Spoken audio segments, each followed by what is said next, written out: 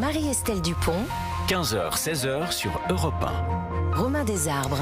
Bonjour à tous, bienvenue sur Europe 1 pour Et si on en parlait. Bonjour Marie-Estelle Dupont. Bonjour Romain. Votre regard de psychologue clinicienne sur l'actualité, sur les choses de la vie à retrouver chaque jour sur Europe 1 entre 15h et 16h et en podcast évidemment sur l'application Europe 1 et puis sur le site europe1.fr. Je rappelle le numéro de téléphone d'Europe 1 si vous voulez nous appeler. Appel non surtaxé, c'est important.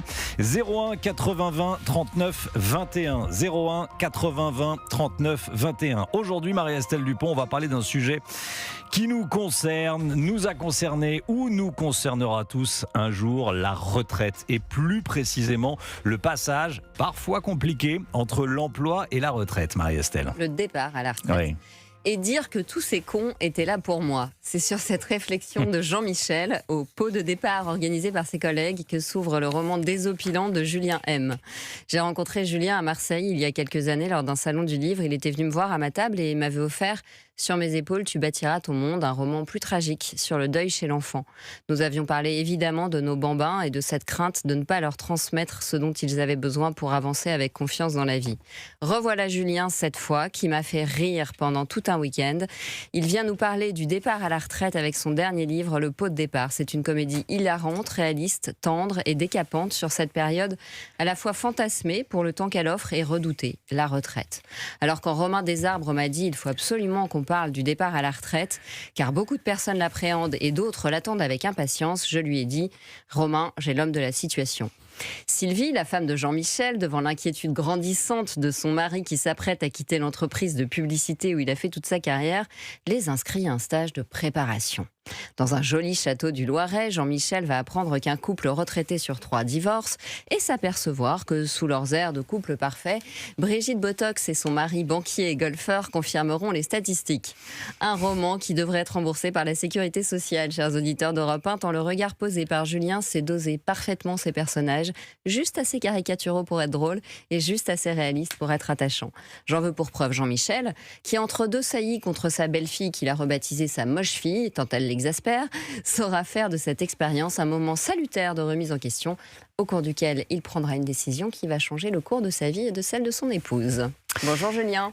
Bonjour, j'ai bien fait de venir en tout cas. Merci pour cette introduction. Vraiment, j'étais hilar pendant la moitié du livre. Je recommande à tous les auditeurs d'Europe 1 qui en ont marre des infos anxiogènes de s'acheter le pot de départ de Julien M chez Mazarine parce que c'est très drôle. Je vous ai rarement entendu aussi élogieuse, effectivement je peux confirmer. Bonjour Julien M. Bonjour, enchanté. Voilà. Merci de m'accueillir. J'ai entendu que du bien de votre livre. Marie-Estelle Mais c'est Dupont. doublement un compliment Oui. parce que en fait, je suis assez conservatrice avec la littérature et les romans que j'aime sont plutôt des romans d'écrivains qui sont morts. Et Ouais. donc c'est assez rare que j'aime vraiment lire un romancier de son vivant. Et comme Julien est un très jeune homme puisqu'il a 43 ans, Très très jeune homme. eh bien c'est très élogieux que je dise ça. Pourquoi le passage à la retraite, Marie-Estelle Dupont, c'est un sujet aussi sensible ? Parce qu'en fait, c'est vraiment... On sait que c'est l'entrée dans la 4e saison de la vie. C'est-à-dire qu'on ne va plus faire partie des actifs. Et donc, il y a forcément... On introjecte un regard assez négatif. Je vais devenir une charge. Quel est le sens de ma vie ? Et même si pour beaucoup, il est attendu comme un moment où on va pouvoir retrouver justement du temps pour ses passions, du temps pour soi, du temps aussi pour ses petits-enfants, parfois... il y a quand même un regard social qui, pour beaucoup, est difficile. On y reviendra notamment pour les hommes, parce que les femmes ont, dans leur grande majorité, gardé des relations en dehors de la sphère professionnelle. Et beaucoup d'hommes appréhendent dans la retraite cet isolement, le fait d'être seuls face à eux-mêmes, parce que, pour un certain nombre, le travail a aussi été une fuite de ce qui était difficile, les angoisses, les émotions, le couple qui bat de l'aile, etc., etc. Et quand il n'y aura plus cette compensation par le travail, on va se retrouver face à soi-même, face aux angoisses de mort, face à la question du sens, et parfois face à un conjoint qu'on supportait finalement parce qu'on était au boulot la semaine et au golf le week-end. C'est ce qui va arriver à Pamela Botox, pharmacien à Neuilly, qui finira par regarder les autres participants du stage plus que son mari. Ce qui peut faire peur aussi à la retraite, c'est qu'on dépend des autres. C'est-à-dire que quand on travaille, on vit de son salaire. Là, on vit de ce que veut bien nous verser le système de retraite. Donc on devient dépendant. Et ça peut être inquiétant aussi. Mais il y a vraiment la question de l'utilité. Donc je dirais que plus notre existence avait pour nous du sens et de la saveur en dehors de notre identité professionnelle, moins ce passage va être douloureux. Évidemment, plus on s'est identifié à son rôle social, plus on s'est pris pour l'avocat qu'on a été, on s'est pris pour le journaliste qu'on a été. On est bien obligé de se prendre pour ce qu'on fait, parce que sinon on le fait mal. Une maman, elle s'identifie à son rôle de maman, et donc elle sent le syndrome du nid vide très fort quand les enfants s'en vont. Donc plus on s'est identifié à ce rôle, plus évidemment le sentiment de vide et la remise en question du sens apparaît potentiellement douloureuse. Après, c'est aussi toute la puissance du deuil, c'est-à-dire quand on fait le deuil de quelque chose, on laisse la possibilité à autre chose de naître. Et même si Julien le raconte sur un ton très humoristique, parfois un peu caricatural, parce que c'est vrai que ce château dans le Loiret où vont se mêler des couples qui font face à la même période de la vie, à la même transition, mais en venant d'horizons sociaux extrêmement différents, finalement vous mettez vraiment en lumière à la fois cette question du départ, comment je redonne du sens, quel est le sens de ma vie quand je me défais de cette identité professionnelle, mais aussi, je trouve ce qui est en filigrane dans le livre, la question du choc générationnel. C'est-à-dire qu'on sent bien que Jean-Michel, qui est un parfait boomer, qui a toutes les caractéristiques, mais avec beaucoup d'autodérision, du boomer, qui ne comprend pas que son fils participe aux tâches domestiques, qui ne comprend pas que son fils change des couches, etc., qui appelle sa belle-fille ma moche fille. Il montre aussi la difficulté de compréhension avec la génération, puisque Pénélope, qui a 30 ans, lui dit pendant le pot de départ, profites-en parce que moi j'en aurai pas de retraite. Qu'est-ce que vous aviez envie de faire passer comme message, parce qu'il est très tendre votre livre, qu'est-ce que vous aviez envie de faire passer comme message justement aux lecteurs sur cette question du choc générationnel? Juste pour peut-être recadrer en fait pourquoi j'ai écrit ce roman. Déjà, c'est parce que mes parents ont fait un stage de préparation à la retraite et moi je savais pas que ça existait. Et quand j'en parle, les gens me disent « Mais t'as inventé ça, ça n'existe pas ». Et je dis « Si, ça existe. Vous pouvez vous préparer à la retraite et vous devez vous préparer à la retraite parce que vous allez au-devant de peut-être gros problèmes, des désillusions, comme vous parliez de deuil. » Et ça, c'était le premier point. Et ensuite, le deuxième point sur ce choc générationnel, c'est que je le vois, moi, dans le monde du travail. Il y a un choc générationnel entre les anciens et les jeunes qui arrivent, les juniors, sur le marché du travail. Déjà, sur cette question de retraite, parce qu'effectivement, moi j'ai 43 ans, mais est-ce que j'en aurai une? Je suis pas sûr, en tout cas pas sous cette forme-là, peut-être. Et tous les jeunes qui arrivent sur le marché du travail, déjà, ils ont pas les mêmes codes, ils utilisent pas les mêmes outils, que ce soit les réseaux sociaux, TikTok. À un moment, les collègues de Jean-Michel se foutent de lui en lui disant « Mais est-ce que tu es sur TikTok ?»« Ah non, t'es même pas sur Twitter, quoi. Enfin sur X maintenant. » Et donc il y a vraiment cette... Et lui ne peut pas les blairer parce qu'ils sont incapables d'envoyer un message sans émoji. C'est ça. Et il se dit mais... Et sans faute d'orthographe. Quoique maintenant avec l'IA, on envoie des messages. Alors les correcteurs automatiques sont pas au point. Alors franchement... Non, et puis il y a aussi la question au déjeuner. Il a cette réflexion à un moment. Nous à notre époque, on discutait, on parlait sans téléphone. Et là maintenant ils sont tous en train de regarder leur téléphone. Ils disent ah tiens regarde la dernière vidéo. Ah tiens regarde le nouveau buzz. Et lui il comprend pas. Il dit mais nous on était dans le partage, dans l'échange. Et là pas du tout. Donc il y a vraiment un choc générationnel avec ses enfants aussi. Donc lui, il a une fille, c'est sa fille adorée. Il l'adore, sa fille. Alors là, il est très caricatural, votre personnage. Parce qu'il adore sa fille. Il y a beaucoup de pères qui sont comme ça. Et il est tellement déçu par son fils. On sent que vraiment, les projections qu'il avait faites sur son fils sont toutes tombées à l'eau. Il est intermittent du spectacle, il change des couches. Enfin, ça va pas du tout. Aurélie l'a radicalisé. Et c'est très drôle parce qu'on sent qu'il prend sur lui pour pas montrer à sa femme à quel point son fils le déçoit, mais il peut pas s'empêcher d'être exaspéré par son fils. C'est vrai. Et juste pour redire la genèse un peu du roman, au départ, c'était un scénario que j'avais écrit pour Jean-Pierre Bacri. Et je voyais tellement Jean-Michel en Jean-Pierre Bacri, ronchon, râleur. Mon fils, mais qu'est-ce qu'il est intermittent. Il se retrouve en banlieue à faire un arbre amoureux d'une chouette. À faire du théâtre vivant. Voilà, du théâtre vivant. Et c'était pas du tout ce qu'il avait prévu. Alors que sa fille, elle réussit, il l'adore. Donc il y a vraiment ce choc. Et bon, ça s'est pas fait. Mais en tout cas, oui, il est vraiment dans ce... Il comprend pas, en fait. Et il y a cette incompréhension générationnelle. Pourquoi il fait ça? Je comprends pas. Moi, à mon époque, l'homme, il allait au travail, il ramenait l'argent, etc. Et lui, il se retrouve à porter son fils en ventral. Donc, il comprend pas. Il se dit, mais pourquoi tu fais ça, en fait? C'est à elle. Ou il joue à la fée avec sa fille. Et à un moment, il lui dit, mais ce serait pas plutôt à ta femme de jouer à la fée? Toi, t'es un chevalier à la limite, mais pas la fée. Non, mais les déguisements ne sont pas genrés, Julien, répond Aurélie. C'est vrai. Et elle a peut-être raison. Je ne me prononcerai pas. Ce n'est qu'un roman. Hein.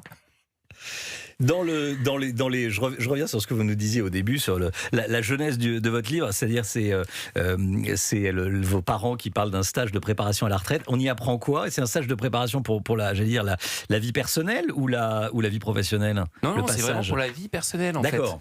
Donc c'est un atelier, eux ils l'ont fait sur 3 jours. Comment s'occuper à la retraite, quoi. Il est très bien écrit parce que moi j'ai eu l'impression de le faire. Franchement, j'ai l'impression que j'ai fait le stage, le séminaire. Donc j'ai eu mon petit atelier nutrition, mon petit atelier activité physique, j'ai eu mon petit atelier gestion de patrimoine évidemment. Exactement, c'est important. Très angoissant. Il y a une baisse financière. Une sacrée baisse de revenus, j'imagine. Bien sûr.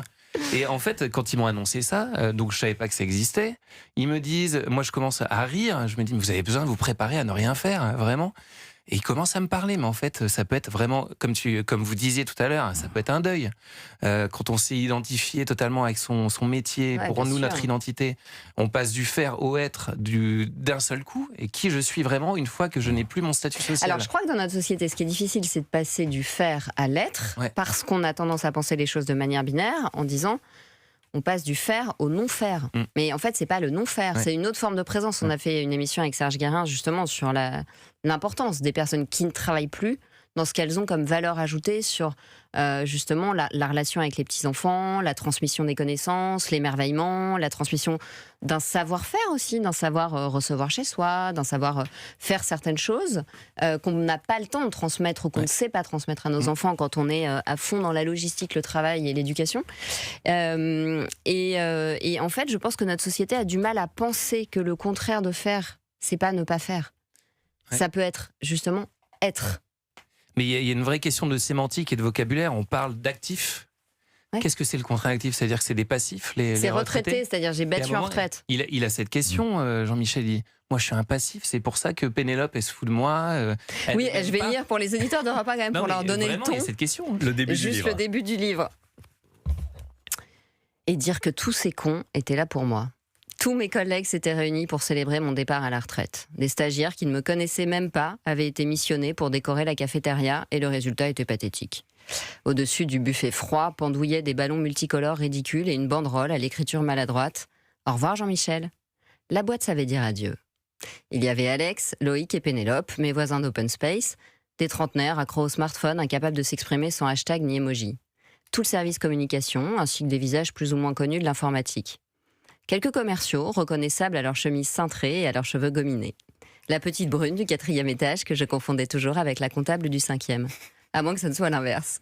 Mais alors, en fait, on s'y voit tous. Donc même Muriel Carpentier, la directrice qui m'avait placardisé, avait daigné passer une tête entre 2 réunions Teams.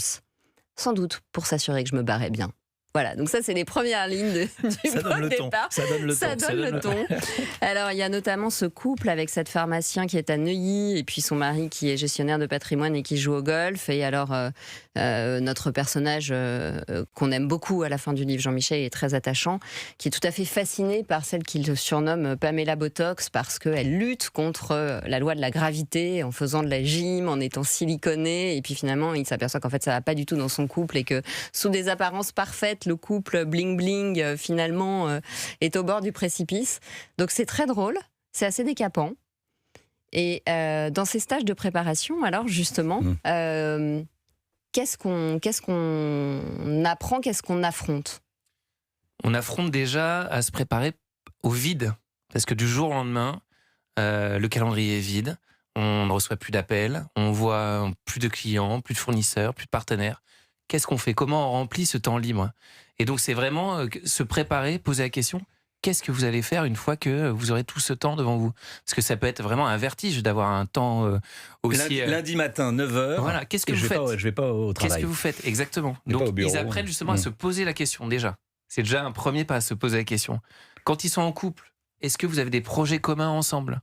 Parce que ça peut très vite se retrouver du jour au lendemain, on se retrouve 24 heures sur 24 l'un en face de l'autre. Qu'est-ce qu'on se raconte de la journée? Parce que c'est une respiration, mine de rien, le travail. On rentre le soir à 19h, on se dit « Alors ta journée, j'ai eu des problèmes » ou « J'ai eu des succès », enfin ça peut vraiment être ça. Et du jour au lendemain, on se retrouve avec l'autre devant peut-être une chaîne d'infos en continu. Non, mais une mastication. Vous décrivez le Ce qui n'est pas une paradis, là. activité honteuse. Mais je veux Mais dire, effectivement, il faut aussi s'aérer et ou faire des autre petites chose. manies qui peuvent vraiment devenir énervantes. L'autre, il fait du bruit en mastiquant ou il tousse et des choses comme ça. Donc déjà se poser la question, qu'est-ce qu'on va faire ? Comment on va remplir ? Donc il y a beaucoup d'associations, de bénévoles. Là, j'étais encore en salon du livre à Saumur, j'ai rencontré plein de retraités qui me disaient, moi je suis à fond dans le bénévolat, dans les assos, parce que sinon, quand je rentre, je me retrouve avec mon mari ou ma femme et c'est l'enfer parce qu'on n'a rien à se dire. Donc c'est vraiment ça. Je crois aussi que le conjoint pendant la retraite peut potentiellement, quand ça se passe pas bien, devenir le mauvais objet. C'est-à-dire qu'avant, vous pouviez râler sur un collègue. Et donc vous faisiez alliance avec votre conjoint en rentrant, en disant Micheline, elle m'a encore gonflé, etc., etc. Là, en fait, le mauvais objet, c'est celui qui est en face de vous. Ouais. Donc l'ambivalence, elle est rapatriée à l'intérieur de la maison. C'est ça qui peut être difficile à négocier. C'est que finalement, on se complaisait à râler. Et Jean-Michel, il se rend compte que finalement, c'est Sylvie qui va devoir supporter son petit côté chonchon. Et que s'il veut pas que Sylvie demande le divorce comme un tiers des retraités, parce qu'il y a quand même un tiers des couples au moment de la retraite qui se séparent, il va devoir se remettre en question. Mine de rien, on arrive à 63, 64 ans à la retraite. On a encore 15 ans devant soi. Est-ce qu'on a vraiment envie de continuer la vie 15, Plus, 20 ans, 30 20 ans, 25 Des hommes, ans. on meurt à 79 généralement. Donc voilà, mais on se retrouve. Est-ce qu'on a envie de continuer la vie avec la femme ou l'homme qui est à côté de nous ? C'est la dernière ligne droite en tout cas. Voilà, est-ce que je mérite pas mieux Est-ce qu'on n'a plus rien à se dire en fait ? On n'a plus de projet en commun ?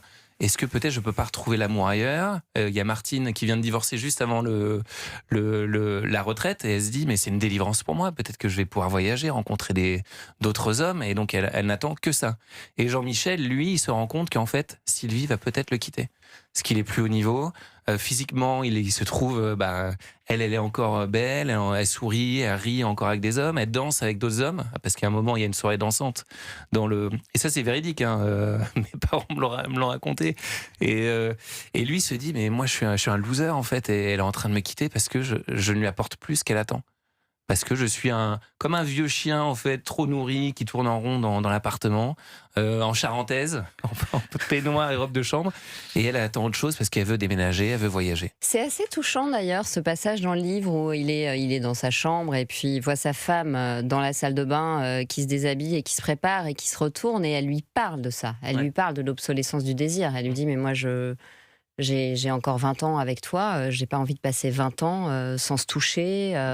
Et en fait, il se rend compte que lui s'est résigné à ce que le désir meure et qu'elle a envie d'un renouveau. J'avais un professeur qui disait les couples qui durent, c'est plusieurs histoires qui se succèdent. Et en fait, je crois qu'il prend conscience pendant ce stage, c'est ça qui le rend très touchant, Jean-Michel, c'est que en fait, il faut accepter d'aimer une nouvelle personne et d'être soi-même une nouvelle personne et qu'il y a une dimension de transformation et que si on pense l'autre acquis, c'est là que ça va s'arrêter quand il va y avoir un trop-plein de temps. On va plus pouvoir jouer à cache-cache avec les problèmes, on va plus pouvoir mettre la poussière sous le tapis, dire bon, de toute façon je suis pas là, je bosse, j'ai les enfants, etc., etc. Véritablement, la santé du couple, la colonne vertébrale du couple va apparaître avec toute son ostéoporose, si je dois prendre une métaphore du vieillissement, ou au contraire, est-ce qu'elle est encore en bonne santé ?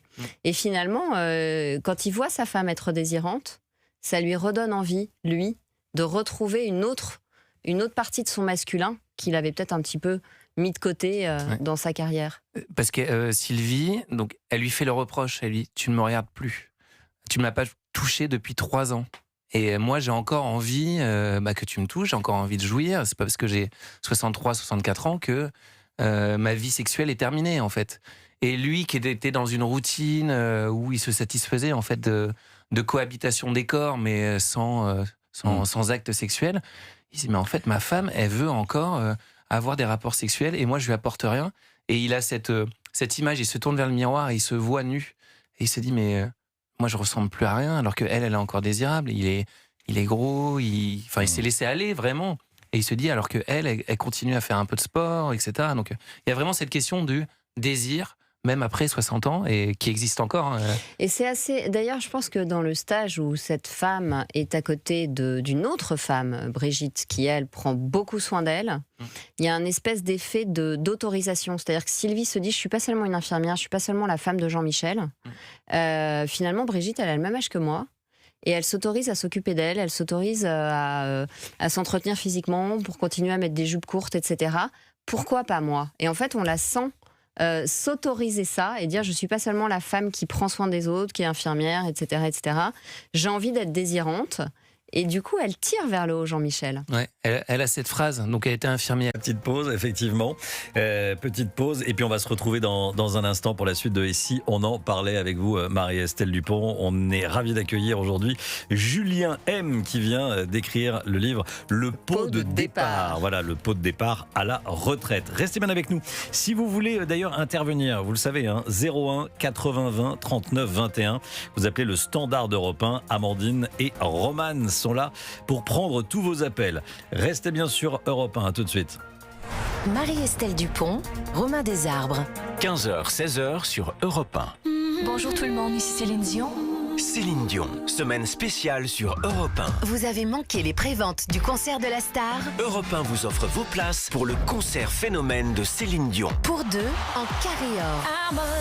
Dès que vous entendez le Top Jeu Europe 1 spécial Céline, vous avez 15 minutes pour vous inscrire au tirage au sort par SMS. Envoyez Europe 1 au 7 39 21, 7 39 21. 3 fois 75 centimes, plus coût du SMS. Le concert de Céline Dion en carré or. Vous en rêvez ? Jouez au Top Jeu Europe 1 spécial Céline. Carrefour. Quand vous me dites eh bien, je vous réponds, ambrée, brune ou blonde, il y a 50% de remise immédiate sur le deuxième produit Grimbergen acheté. Et c'est valable sur tout Grimbergen. Alors rendez-vous jusqu'au 26 avril chez Carrefour et Carrefour Market. Carrefour. Hors conditionnement promotionnel, panachage possible, la remise s'applique sur le moins cher. Détails sur carrefour.fr. Pour votre santé, attention à l'abus d'alcool. L'évasion, c'est le nouveau roman de Jean Reno. Elle s'appelle Emma. Elle est agent de la DGSE. Sa mission ? Révéler l'existence de nouveaux goulags. Son atout, son courage et ce fluide qui coule dans ses mains. L'évasion de Jean Reno, un roman plein de fureur et de sensualité. Un livre XO. Leclerc, bonjour. Oui, je vous ai pris un plateau de tomates cerises françaises pour faire des bruschettas. Super idée, c'était bon. Ah, ça je peux pas vous dire. Je les ai laissés en évidence dans la cuisine. Erreur de débutant. Eh oui, ça se grignote vite. Et du 14 au 18 avril, le plateau d'1 kilo de tomates cerises rouges allongées françaises est à seulement 5,19€ avec 10% de tickets Leclerc sur les fruits et légumes à activer dans l'appli Mon Leclerc. Chez Leclerc, le goût du frais, ça se défend tous les jours. Catégorie 1, modalité magasin et drive participant sur www.e.leclerc. Et si on en parlait sur Europe 1 avec Marie-Estelle Dupont, aujourd'hui on parle du départ à la retraite. C'est parfois compliqué de partir à la retraite. On en parle avec Marie-Estelle Dupont et également avec Julien M qui a écrit le roman Le pot de départ. 01 80 20 39 21 si vous voulez échanger, intervenir à l'antenne. À tout de suite sur Europe 1. Cerise nous dit pourquoi Groupama sera toujours un point de repère pour les pros. Vous travaillez avec des béquilles, Jacques ? Si je m'arrête, Cerise, je n'ai plus de revenus. Et si je ferme, ici, il n'y aura plus de commerce. Rassurez-vous, Groupama est là. Avec votre contrat de prévoyance pro, nous pouvons assurer jusqu'à 100% de votre revenu en cas d'arrêt de travail. Ah, mais c'est très bien ça. Groupama, toujours là pour moi.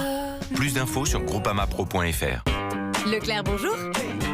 Vous faites vraiment la semaine de location en France dès 159 €? Oui, à la campagne, mer ou montagne. Ah, alors montagne? Ah non, campagne. Moi, je veux voir la mer. Vous avez le choix avec l'offre choc d'une semaine de location mer, montagne ou campagne en France à partir de 159 € sur www.voyage.leclerc ou dans votre agence Voyage Leclerc.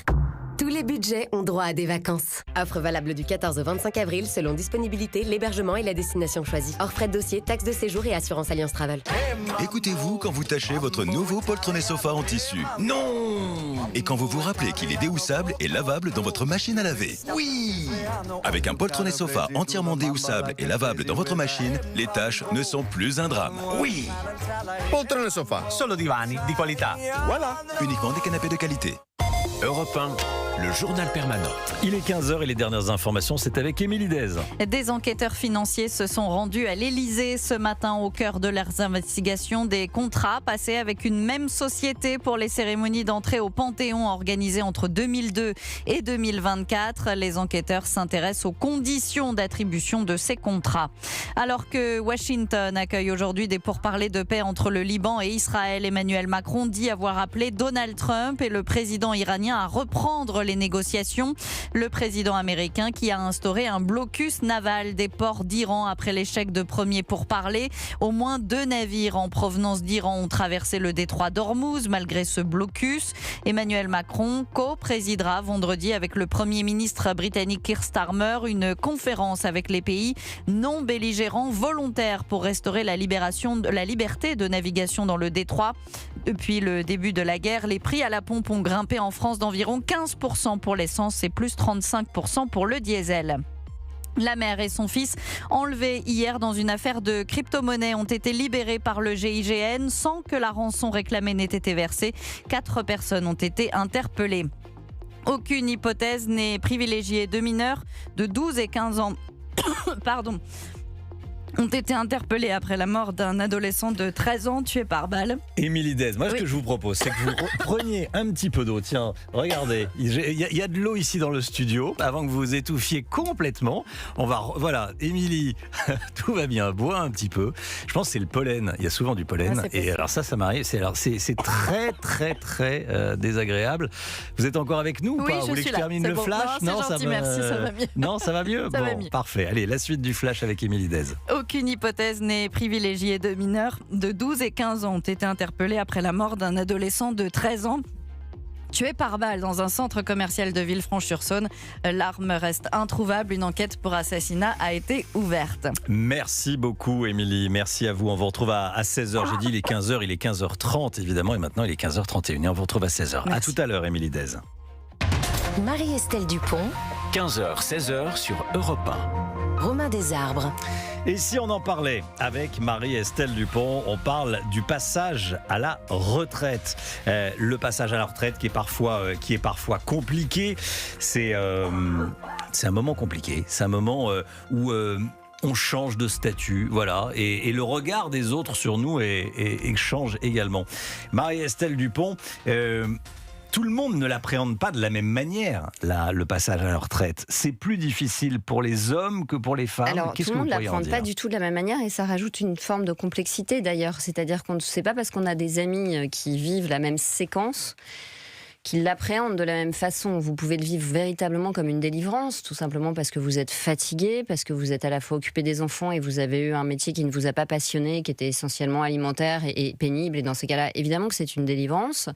Et puis, vous pouvez l'appréhender comme une immense angoisse parce que votre métier était une passion, parce que vous êtes suridentifié à votre travail, parce que peut-être en plus de ça, votre travail a quand même eu une dimension de fuite de tous les problèmes que vous n'aviez pas le courage ou l'énergie d'affronter. Et donc, vous allez vous retrouver face à ça, avec en plus, évidemment, toutes les angoisses liées à la mort qui approche, un parent vieillissant, etc., etc. Donc, tout le monde ne l'appréhende pas de la même manière. Et je dirais que face à la retraite, nous avons un avantage, les femmes, c'est qu'en général, sur le plan relationnel, Serge Guérin d'ailleurs le disait, en général sur le plan relationnel, les femmes ont des sources plus nombreuses de relations, du sens, ou est-ce que c'était un bullshit job? Et Jean-Michel, il fait face à ça, et on le sent très nu, aussi nu quand il est au bord de son lit, qu'il se rend compte que quand on a trop de ventre, on a du mal à mettre ses chaussettes. Oui, Julien complètement. M. Il a cette phrase, faites le bilan, vous qui lisez ce roman, en fait. Qu'est-ce que vous avez fait de vos 40 ans? Qu'est-ce qui reste, en fait, quand il part, quand il fait ce pot de départ? Il reste quoi, en fait, de ces 40 ans, 40 années que j'ai consacrées à mon métier? Il reste un petit bronze qu'on lui a donné pour ses 20 ans de carrière, d'ancienneté. Et puis c'est tout, quoi. Enfin, tout le reste, c'est de la poussière, c'est rien, c'est du vent. Et il se compare à son frère qui, lui, est agriculteur, qui, lui, a travaillé à nourrir la France, les Français. Et lui, il se dit, moi, je n'ai fait que du vent toute ma vie. Et lui, il avait vraiment un métier concret, tangible. Ça ajoute à la difficulté de passer à la retraite. Bien sûr. Il nourrissait le pays, il va partir avec 500 balles. Voilà, et il y a cette aussi réflexion sur le sort des gens qui nous nourrissent, qui nourrissent nos bêtes, etc., qui ont fait la beauté des champs aussi, des paysages français. Et lui, il se dit, qu'est-ce que j'ai fait moi concrètement? J'ai fait des white papers, des newsletters, plein d'anglicismes, mais concrètement, il n'en reste rien. Et moi, je suis de ce milieu-là en plus. Je suis du marketing, communication, et effectivement, même sans être à la retraite, Bon, ce que j'ai fait il y a 5 ans ou 10 ans, il n'en reste rien du tout. Donc vraiment, il y a cette question et j'invite tout le monde à faire son bilan. Il en reste un roman qui, tout en étant très drôle dans la forme, est incroyablement profond et actuel.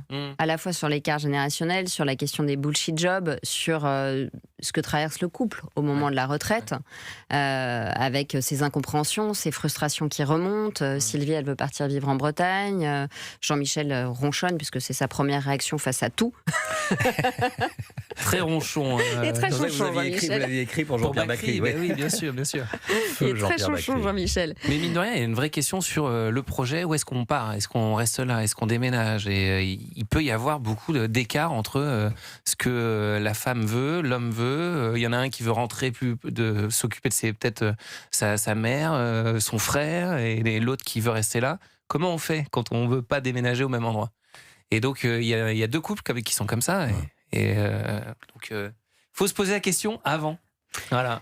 Oui, et puis il y a la question de est-ce que c'est la personne avec qui ça a du sens d'aborder cette saison plus spirituelle de la vie, puisque c'est une saison qui n'est plus marquée par la performance. Il commence à y avoir un déclin du corps. Donc, comme dit Jung, dans cette deuxième partie de la vie, la dimension de l'âme et de la spiritualité est plus importante que la dimension de l'adaptation et de la performance. Et finalement, c'est pas évident de se retourner, de voir son conjoint et de se dire mais si j'ai un cancer, j'ai pas envie que ce soit cette personne qui soit à côté de moi. Et c'est cette question-là qui se pose aussi. Alors Jean-Michel, il retombe amoureux de sa femme. Enfin, il réalise qu'il est amoureux de sa femme et qu'il avait mis ses sentiments de côté.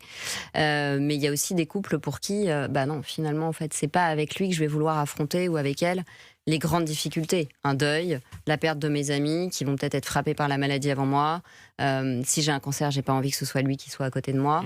Il y a ça aussi qui affleure dans le roman. Et le côté spirituel, on parle de retraite spirituelle aussi. Et la retraite, c'est aussi le moment de se reposer la question qui je suis, quelle est mon identité, qu'est-ce que je veux transmettre, pourquoi je suis ici.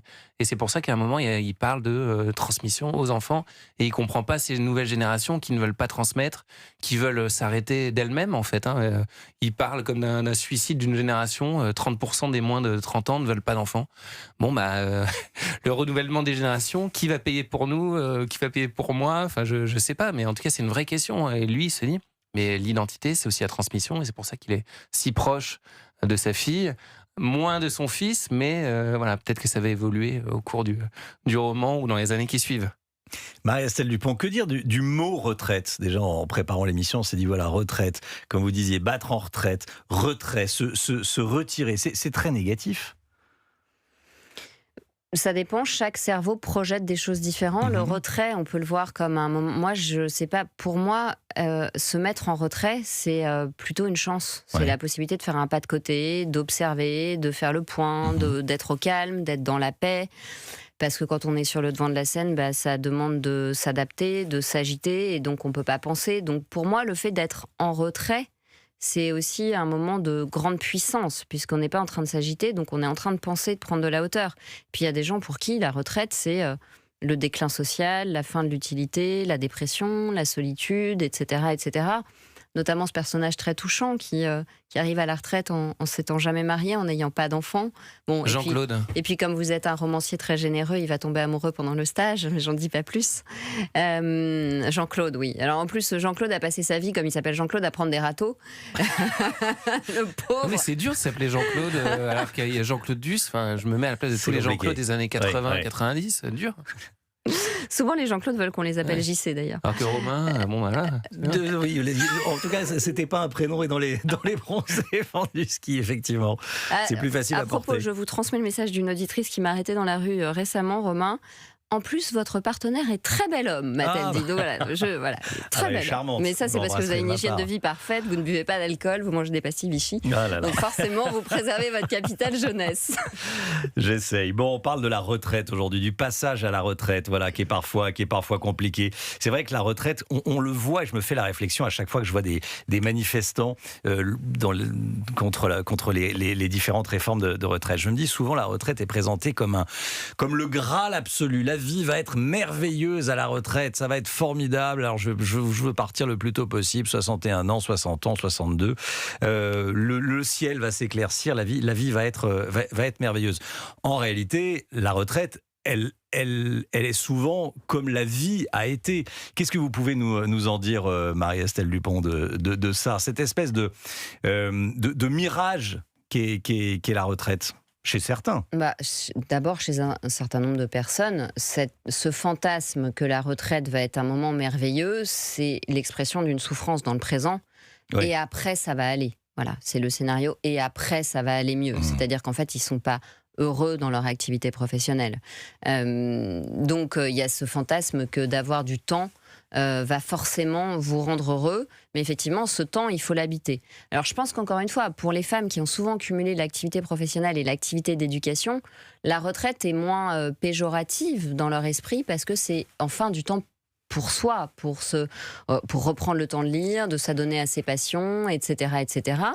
Mais effectivement, pour un certain nombre de personnes, l'idée de la retraite, c'est aussi l'idée qu'on va subir le regard des autres de manière très péjorative, avec un peu de condescendance, un peu la pitié dangereuse. C'est-à-dire, on va pas te le dire, mais on va quand même te faire sentir que maintenant, en gros, tu joues au Scrabble et tes journées, c'est du temps que tu essayes d'occuper. Et je pense que les personnes qui vivent bien leur retraite, effectivement, sont les personnes qui ont réussi à structurer leur temps, c'est-à-dire à ne pas limiter la notion de travail à l'activité professionnelle. Parce qu'en fait, on peut ne plus avoir d'activité professionnelle et continuer à travailler au sens étymologique du terme travailler, c'est-à-dire être en transformation du réel.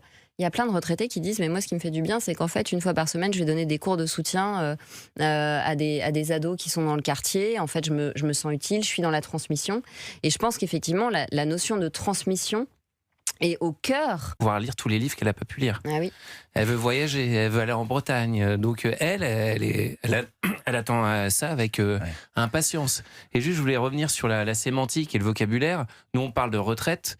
En Espagne, ils parlent de jubilation. Oui, la jubilation. La jubilation, c'est beau. Mais rien que ça, on se dit, ah mais c'est la délivrance, c'est la joie, c'est magnifique. Qu'on traduirait comment alors en français? Jubilation. Jubiler, jouir de la vie. Ah oui, oui, oui. La délivrance, la libération, la joie de vivre. La joie de vivre espagnole, profiter du temps. Les Allemands, ils parlent de Ruhestand, le calme, la quiétude. Les Italiens, pension, qui est plus au niveau argent. Enfin, voilà, donc c'est intéressant de voir aussi comment c'est traduit et comment on en parle chez nos voisins européens. Mais en tout cas, je pense qu'il faut vraiment se poser la question, qu'est-ce que je vais faire de mes journées? Parce que, comme tu disais, Marie-Estelle, c'est la première fois de notre vie en fait, que personne ne remplit le calendrier pour nous. L'école, ça remplissait notre calendrier en nous disant tu as cours à 9h de mathématiques. Ouais. Ensuite, c'est les études. Ensuite, c'est le 9h, 17h. Voilà, c'est le client, c'est qui nous dit rendez-vous demain.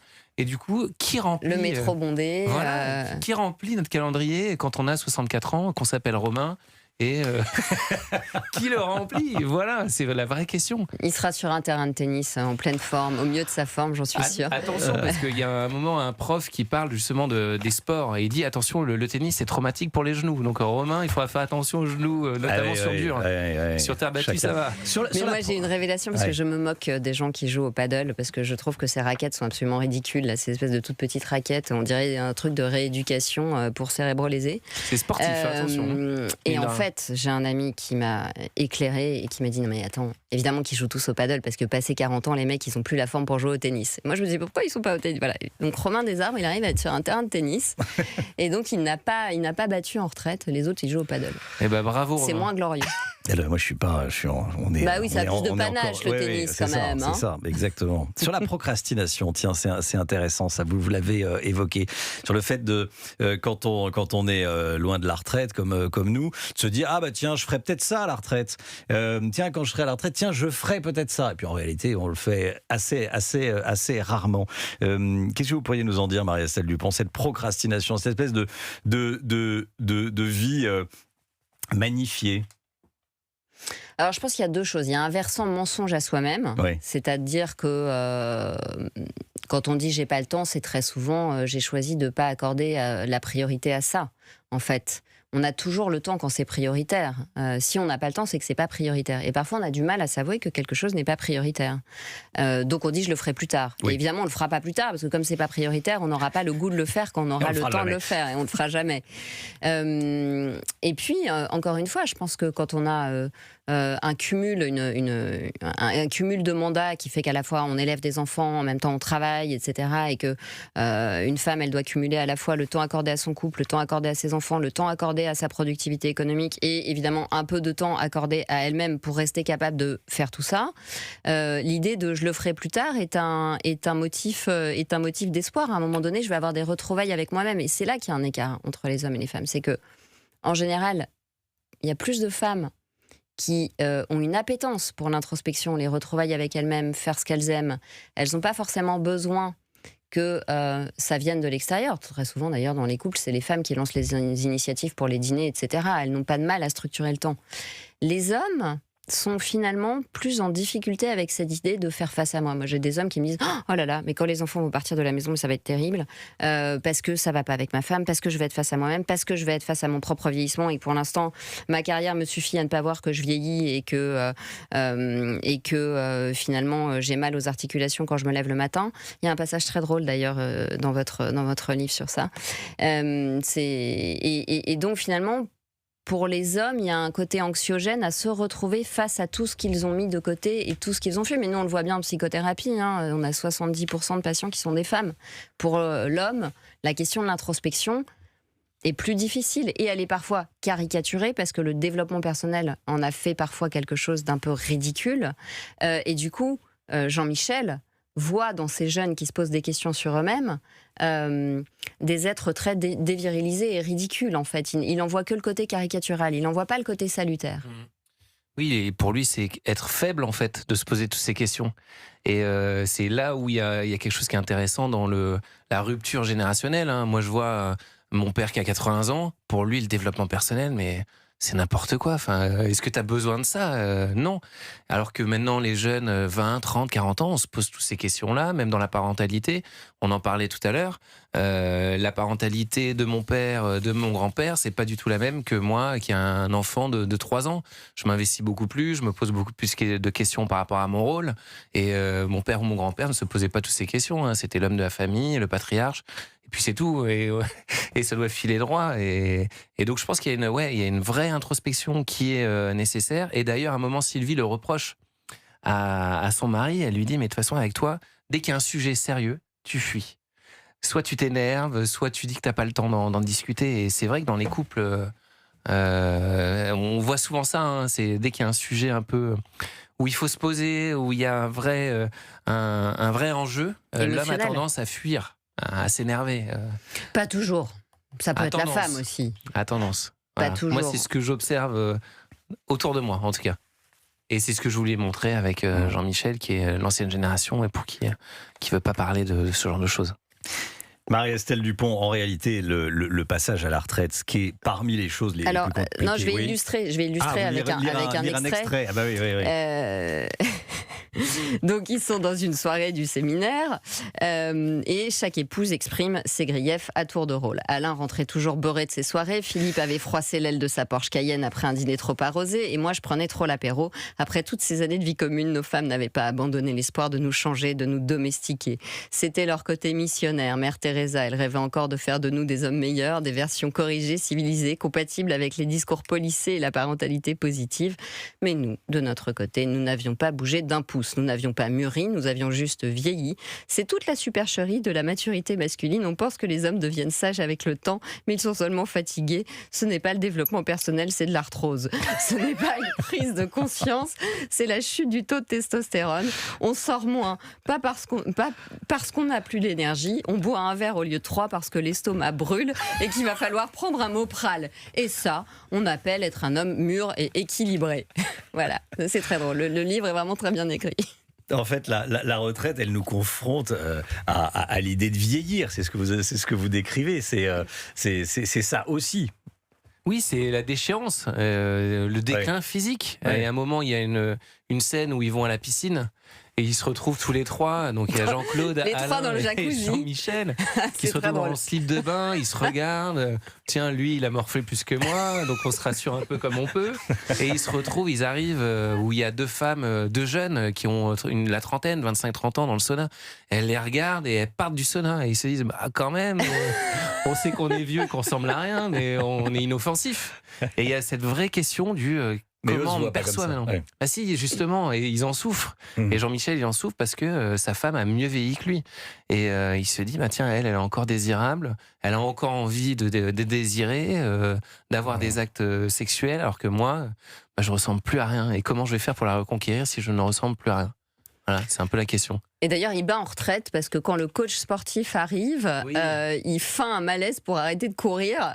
Effectivement, il y a un coach sportif à un moment comme quand on est petit et qu'on fuit le stade pendant les cours de PS. Exactement, et juste pour revenir sur le physique, c'est un moment, il découvre que sa femme lit de la dark romance. Donc la dark romance, c'est là où en couverture, il y a des hommes musclés, des choses un peu de domination, etc. Et il se dit, mais si elle attend ça de moi, je suis incapable de le lui offrir.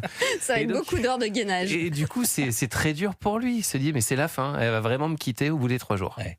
À partir de quand il faut se préparer à ça, à la retraite ? Qu'est-ce que vous conseilleriez, tiens, vous qui avez un peu travaillé le sujet ? Je sais pas. Déjà, quand on est en couple, il faut en parler bien avant, bientôt. Quelques années pour avant. S'assurer qu'on est encore sur la même longueur d'onde et qu'on veut partir au même endroit. Enfin, moi, j'ai qu'une envie, c'est d'avoir une maison en Bretagne et j'ai 43 ans. Donc, pour ma retraite, je veux une maison en Bretagne. Donc, vous voyez, objectif, c'est 20 ou 25 ans à l'avance. Mais je pense au moins 2-3 ans. Donc en fait, c'est Sylvie. Moi, je suis un peu Sylvie. Vous êtes un peu Sylvie. Elle aime lire. Voilà, c'est exactement Sylvie, c'est Julien. Voilà, vous avez tout compris. Merci beaucoup Julien M d'être venu dans Et si on en parlait sur Europe 1. On rappelle le titre du livre. Mais comme c'est un sujet très important, même si on l'aborde avec légèreté, on fait une partie 2 demain. Restez avec nous, chers auditeurs d'Europe 1. Merci beaucoup. Le pot de départ, Julien M. Et on va continuer à parler de la retraite parce que vous êtes nombreux à nous avoir appelés. Vos rendez-vous Europe 1. Laurence Ferrari vous donne rendez-vous dans Europe 1 matin pour la grande interview Europe 1 CNews. Un entretien sans concession tous les matins en direct à 8h10 sur CNews et Europe 1. Retrouvez Laurence Ferrari demain matin à 8h10 dans la matinale de Dimitri Pavlenko. Marie-Estelle Dupont, on vous retrouve vous et c'est à noter, c'est un nouveau rendez-vous, c'est un rendez-vous écrit dans Femme Actuelle qui est sorti samedi dernier, donc vous le trouvez dans le numéro qui est actuellement en kiosque. C'est en page 12, les informations anxiogènes qui agissent sur notre cerveau. Voilà, Marie-Estelle Dupont désormais dans tous les numéros de Femmes Actuelles que vous retrouvez chez votre marchand de journaux. Dans un instant, c'est Pascal Praud pour Pascal Praud et vous sur Europe 1. Et nous, donc, on se retrouve demain 15h et on continuera. Pour prolonger cet échange sur la retraite. Des départs à la retraite. Bonne fin de journée sur Europe 1. À demain. C'est la grande famille d'Europe 1. Bonjour, je suis très content d'être avec vous. Je suis ravi de vous avoir au téléphone, je suis un grand fan.